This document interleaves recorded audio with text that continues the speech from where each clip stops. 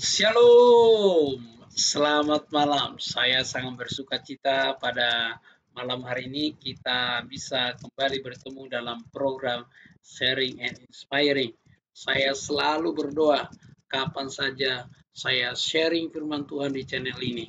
Bapak Ibu selalu terinspirasi oleh firman Tuhan karena saya percaya kapan saja firman Tuhan diberitakan di situ Roh Kudus berkarya menjamah, mencelikkan, bahkan mencerahkan mata rohani kita sehingga kita bisa lebih memahami firman Tuhan dan kita bisa menjadi pelaku-pelaku firman Tuhan. Malam ini kita akan belajar satu tema, yaitu kita bahas Yahweh atau Adonai. Jadi huruf tentagram ini apakah kita baca Yahweh atau Adonai, ya. Sebelum kita membahasnya, mari kita berdoa terlebih dahulu. Bapa yang baik, dalam nama Tuhan Yesus kami bersyukur ya Tuhan, pada malam hari ini kami boleh bersama-sama ya Tuhan belajar firman-Mu. Kami menyadari ya Tuhan, kami secara manusia sangat terbatas. Oleh sebab itu kami memohon biarlah Roh Kudus yang menjamah kami, yang mencelikkan mata rohani kami, sehingga kami mampu mengerti firman-Mu dan kami mampu menjadi pelaku-pelaku firman Tuhan. Hamba-Mu ya Tuhan menyampaikan firman-Mu, urapi ya Tuhan dengan kuat kuasa-Mu, pakai ya Tuhan menjadi berkat bagi banyak orang. Biarlah Roh Kudus yang menolong, yang membimbing, sehingga setiap pengajaran yang keluar dari mulut hamba-Mu ada di bawah kendali Roh Kudus. Terima kasih Tuhan Yesus, terima kasih. Terpujilah Tuhan dia segala Tuhan. Dalam nama Yesus kami berdoa. Haleluya. Amin. Amin saudara-saudara. Malam hari ini kita akan membaca masih dalam perikop yang sama dengan kemarin, tapi hari ini kita fokus pada ayat yang keempat, ya.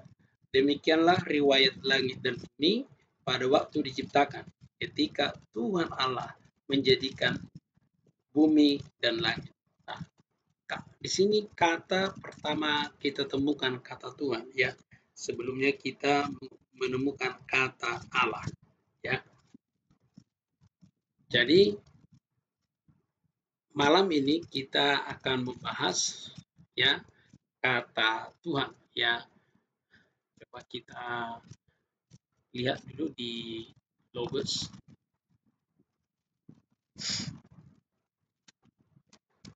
Ya.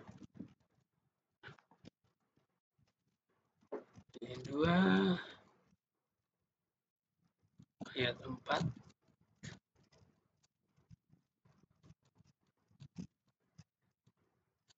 Kita bisa lihat di sini Teledot ha samayim we haeretz be hibram, ya, beyom asot, ya. Di sini kalau Logos dia menggunakan terjemahan, dia translasikan Yahweh, ya. Tapi ini kita baca Adonai, kemudian di sini Elohim, ya. Nah, memang kalau kita perhatikan ya ada beberapa interlinear ya seperti ini yang digunakan oleh Logos. Dia translasikan, ya, dia tulis Yahweh. Kemudian kalau misalnya Anda perhatikan juga, seandainya kita lihat juga dalam linternya ya yang digunakan oleh ESV, ya. Kalau saudara perhatikan juga dalam ESV, ya, oke, dia juga menerjemahkan Yahweh, ya, sama, ya. Kalau kita cek ayat yang misalnya Kejadian 2, bentar ya.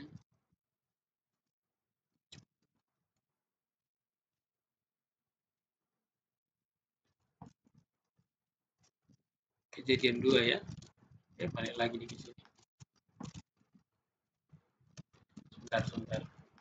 Soalnya tadi saya siapkan. Oke, kita bisa lihat kejadian 2 ya. Kita lihat ayat 4 ya, agak ke bawah dia.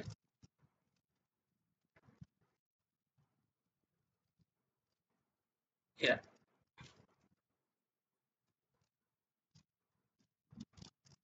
dia juga menggunakan Yahweh ya. Kalau Anda perhatikan ini, dia juga menggunakan transliterasi Yahweh ya. Nah, tetapi nanti kalau kita perhatikan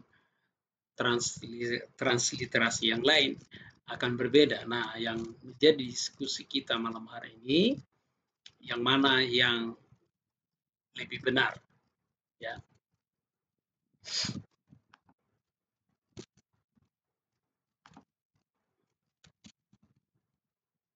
Oke, sebelum saya menjawab, saya ingin menyampaikan beberapa hal terlebih dahulu.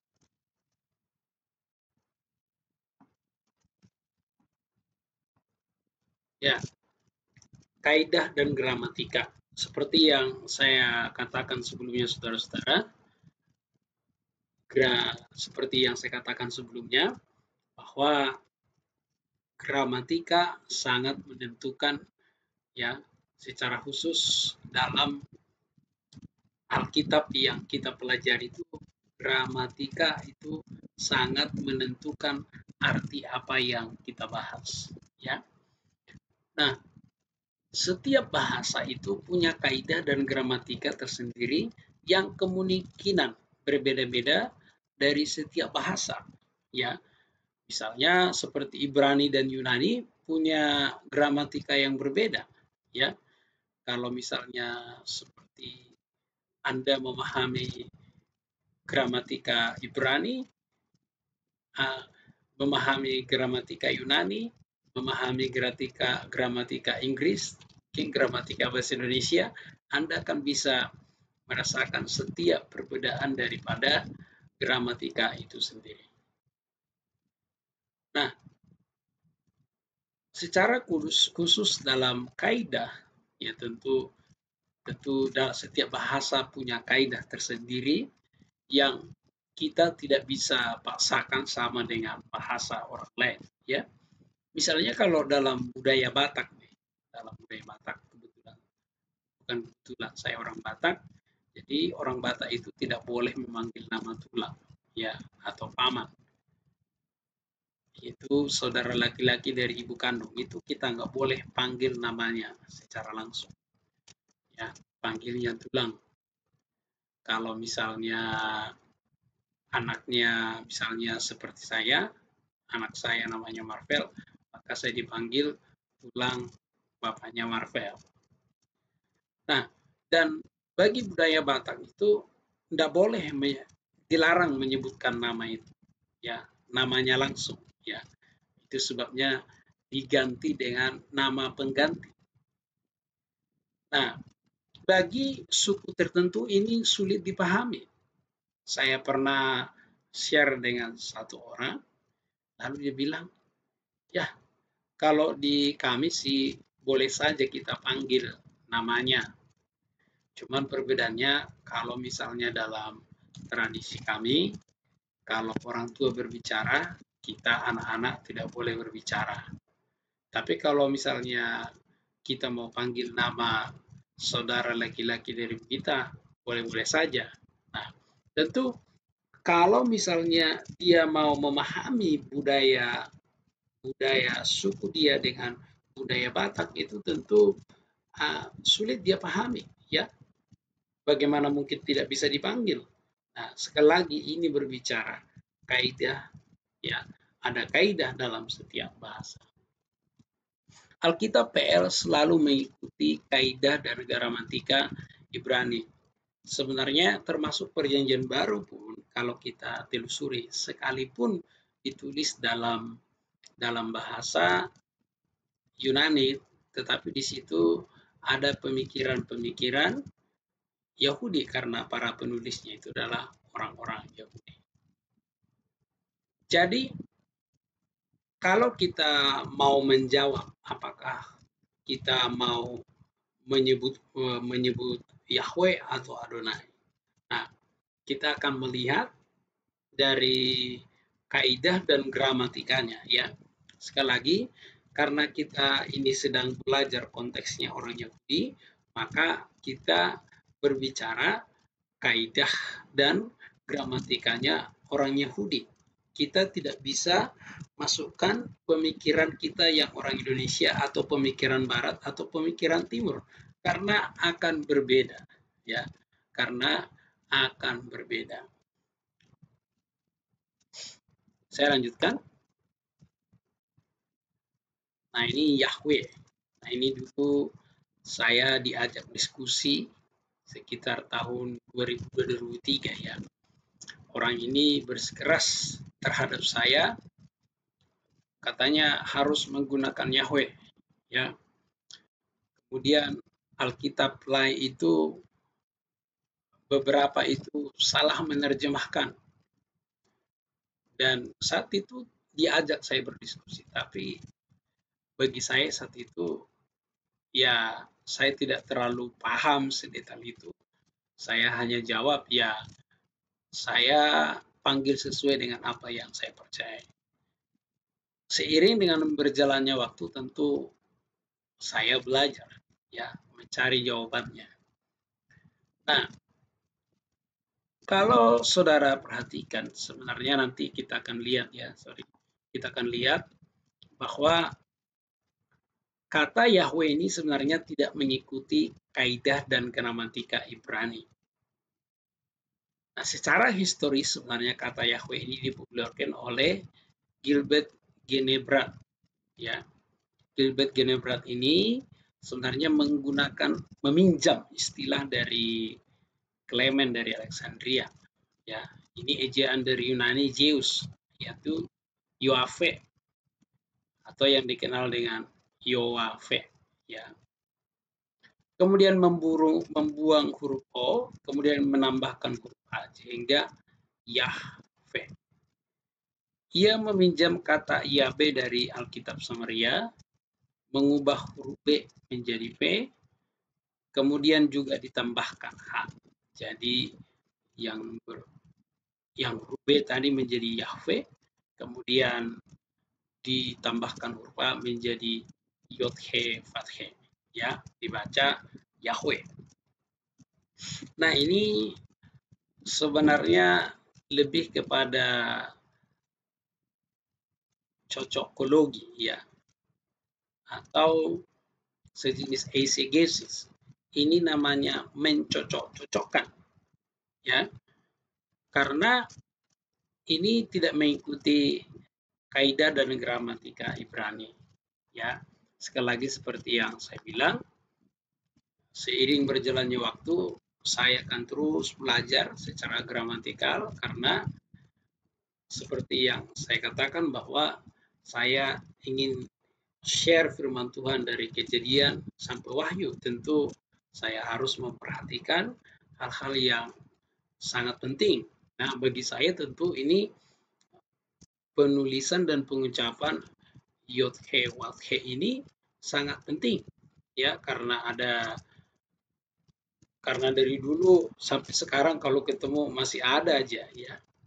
Dan di beberapa akun Facebook saya masih ada yang sangat kental sekali. Padahal saya sudah share gitu ya. Tapi tetap saja.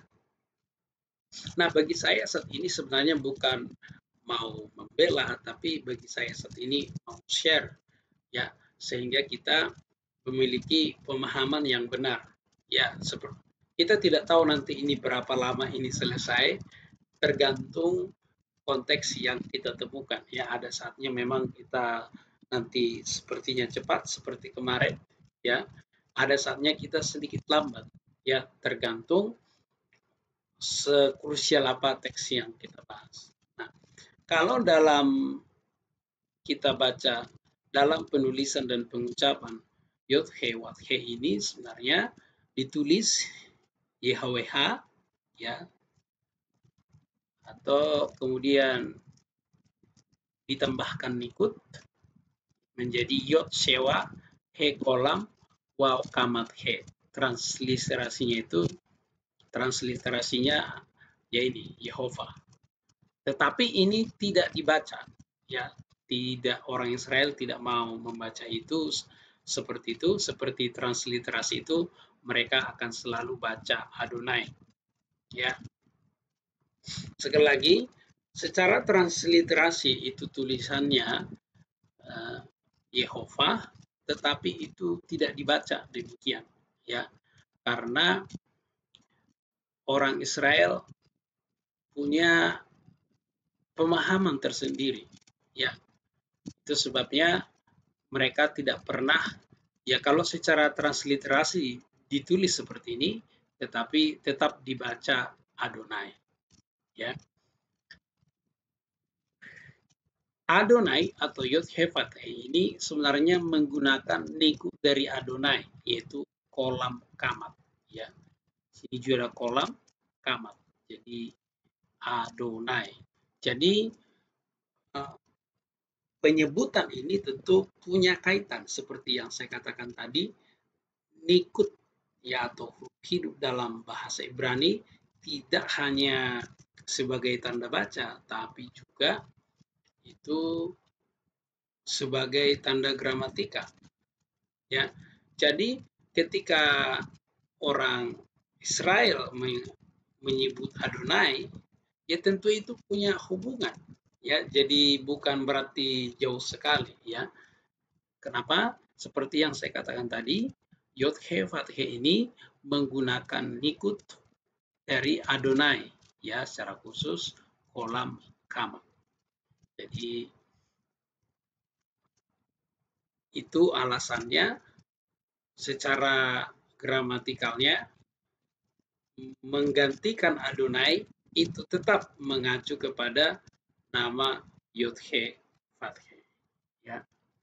Yod-Heh-Vav-Heh, ya. Jadi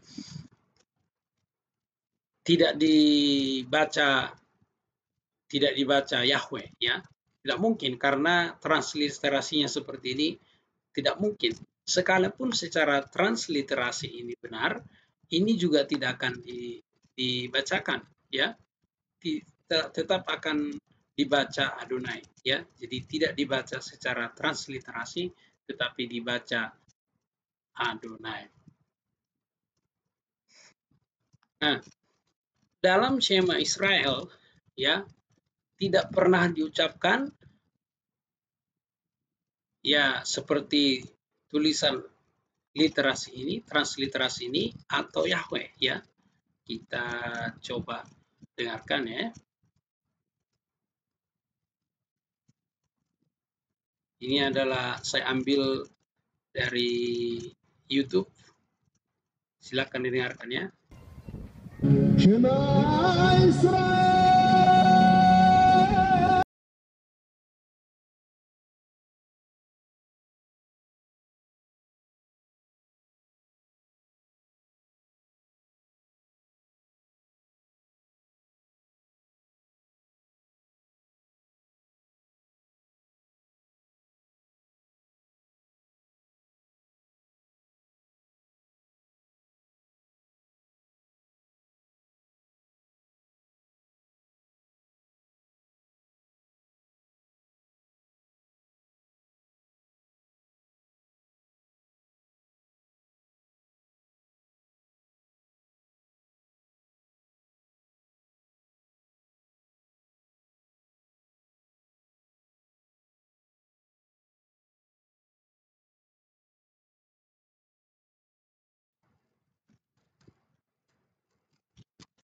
Ya, kita sudah mendengar Shema Israel di sini. Ini tidak pernah disebut kata sesuai dengan transliterasi tadi, selalu menyebut Adonai, ya. Jadi kalau Anda dengarkan baik-baik tadi, pasti selalu berkata Adonai, ya. Jadi Yod-He, Waw-He itu tidak pernah dibaca baik secara transliterasi ataupun secara langsung. Selalu diganti Adonai. Seperti yang saya katakan tadi, bahwa setiap bahasa itu punya kaidah. Nah, bagi orang Israel, menyebut nama yang kudus itu, bagi mereka itu dianggap lidah jahat. Oleh sebab itu, sebagai sebutan penghormatan, digantilah Adonai. Kalau dalam bahasa Indonesia, Tuhan. Jadi ketika kita pakai kata Tuhan, itu mengacu kepada Yod-He, Waw-He,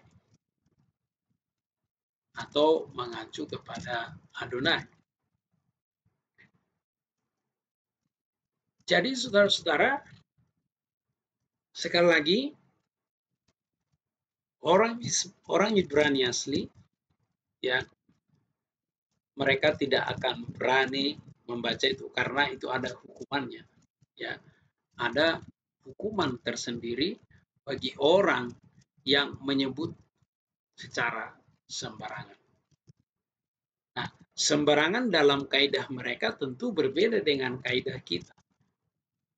Nah, kalau bagi bangsa Israel, menyebut secara langsung itu sembarangan, maka diganti menjadi Adonai. Itu adalah sebutan penghormatan. Kita lanjutkan ya. Kemudian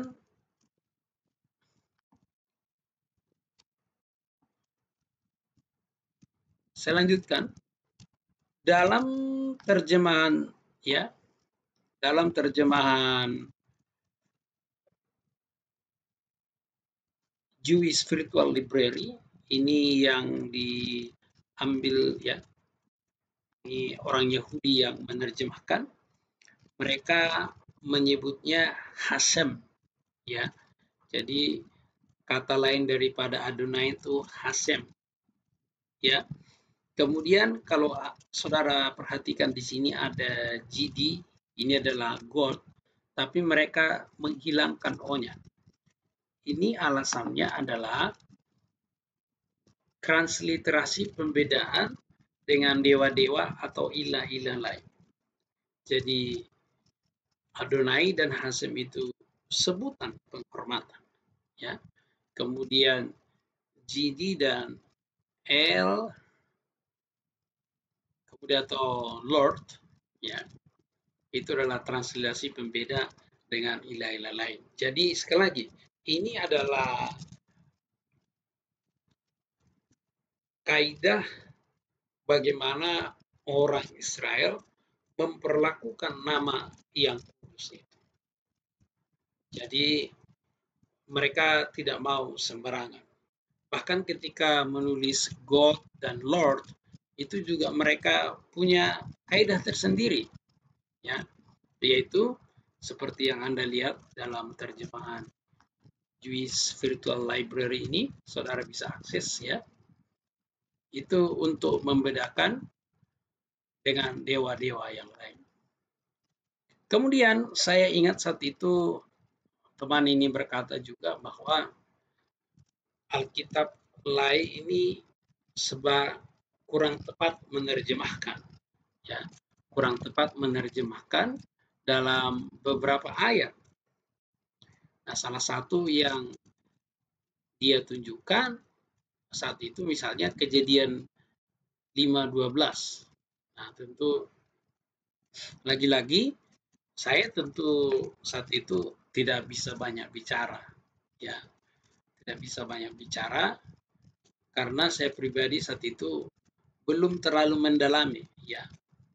Sampai sekarang pun saya masih belajar, ya, belajar dari berbagai sumber, terutama kalau kita belajar eksegesis kan nanti terutama nanti pemilihan teks, kemudian nanti pemilihan manuskripnya, kemudian juga nanti alat-alat bantu seperti interlinear yang bisa menolong kita untuk memahami firman Tuhan, ya.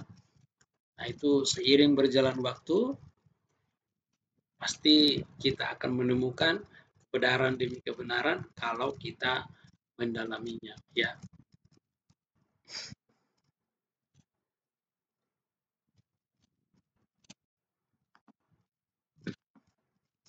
Nah, ini kalau saudara perhatikan ini di dalam Kejadian 15, ya, ayat 2. Kalau saudara perhatikan Kejadian 15 ayat 2, saya akan bacakan.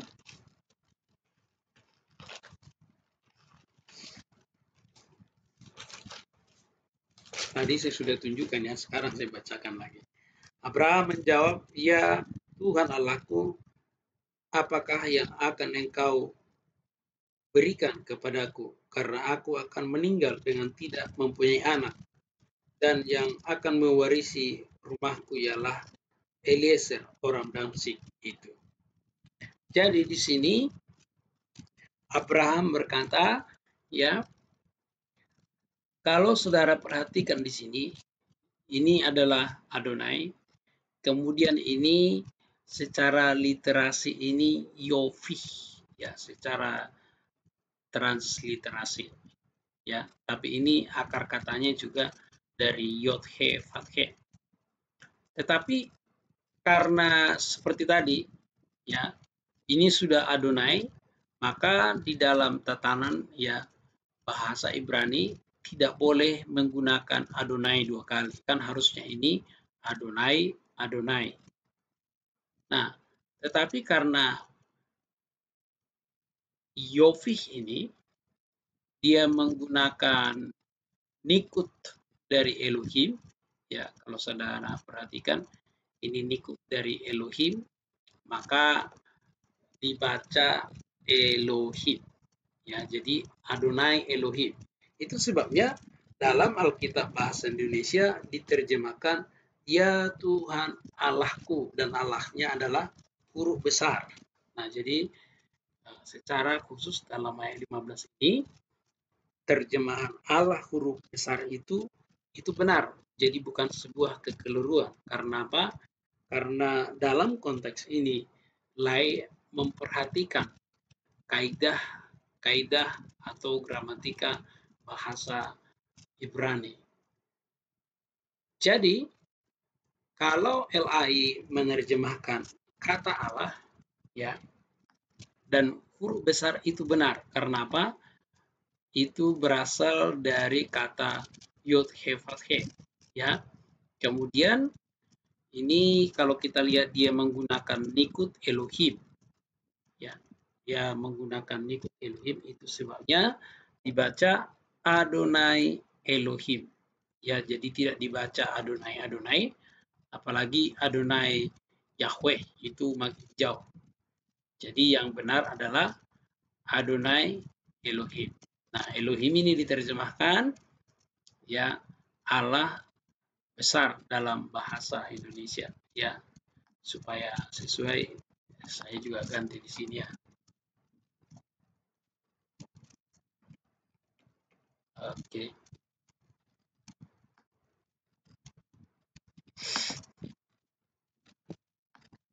Nah, kita lihat sendiri dalam versi Logos yang sering saya gunakan, ya. Dia Logos juga menggunakan seperti yang saya katakan tadi, dia juga pakai Yahweh. Sebenarnya ini bukan transliterasinya. Karena apa ini? Ini harusnya kan dibaca Elohim, ya. Jadi kalau mau menggunakan transliterasi sebenarnya ini Yofi, ya.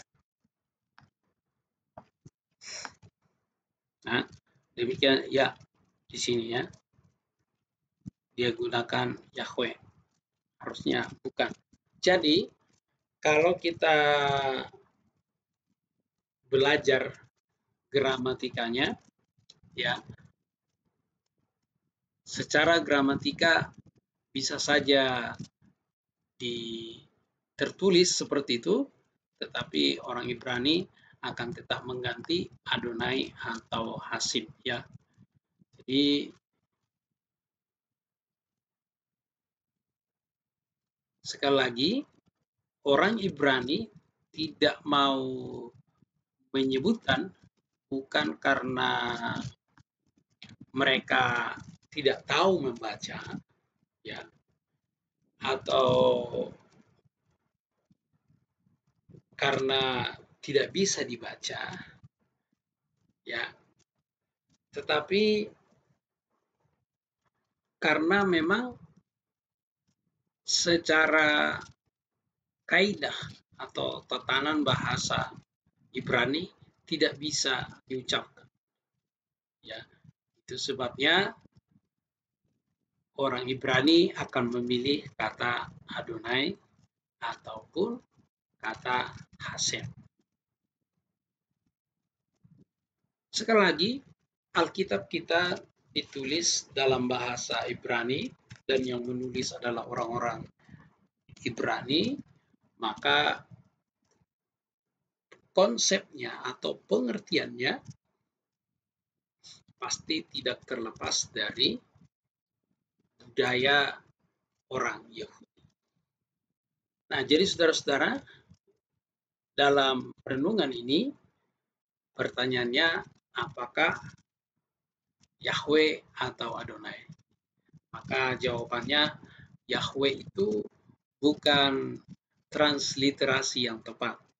Ya, Yahweh itu tidak memenuhi kaidah ataupun gramatika bahasa Ibrani. Tadi kita sudah melihat bahwa transliterasinya bukan Yahweh, ya. Transliterasinya berbeda. Seperti yang saudara bisa perhatikan di sini, itu adalah transliterasinya. Sekalipun transliterasinya demikian, tetap dibaca Adonai, ya, atau bisa menggunakan Hasem. Jadi yang benar adalah menyebut Adonai atau Hasem. Ya, sekian renungan malam hari ini. Saya sangat senang kalau Bapak Ibu juga bisa berdiskusi atau bisa menunjukkan beberapa mungkin interlinear atau sumber-sumber lainnya. Dan tadi yang saya pakai itu ada dari chapnut.org, itu adalah dari tulisan Rabi ya. Jadi menurut saya lebih percaya Rabi daripada yang bukan non Rabi ya. Kemudian tadi saya gunakan Jewish ya, Jewish Virtual Library, yaitu juga dari Rabi, dan itu menurut saya lebih dipercaya ya. Ada sebenarnya beberapa rujukan yang saya baca dan saya banding-bandingkan, tapi menurut saya tidak perlu menyebutkan semua ya. Sekian renungan malam hari ini. Mudah-mudahan ya malam hari ini kita sekali lagi ini studi kata, kita bisa melihat bahwa nama Tuhan kita itu adalah nama yang kudus. Kalau kita menyebutnya Tuhan, oke. Menyebut Bapa, oke. Artinya sebutan penghormatan lainnya kita bisa sebutkan ya. Baik, terima kasih buat malam hari ini. Selamat malam, selamat beristirahat. Tuhan Yesus memberkati. Mari kita berdoa. Bapa yang baik, dalam nama Tuhan Yesus, kami mengucap syukur pada malam hari ini. Kami boleh belajar bagaimana umat-Mu Israel menghormati namamu yang kudus itu. Bahkan mereka tidak mau menyebutnya secara sembarangan. Kami bersyukur juga ya Tuhan, kami bisa belajar bahwa ada sebutan pengganti Adonai. Biarlah, dan kami bersyukur juga dalam bahasa kami panggil Engkau Tuhan kami. Biarlah ya Tuhan, pemahaman ini menambah wawasan kami, menambah kecintaan kami, menambah rasa hormat kami kepada nama Tuhan yang kudus. Malam hari ini kami mau istirahat, kami menyerahkan seluruh kami dalam tangan kuasa Tuhan. Dalam nama Yesus kami berdoa. Haleluya. Amin. Amin. Shalom. Selamat malam. Tuhan Yesus memberkati.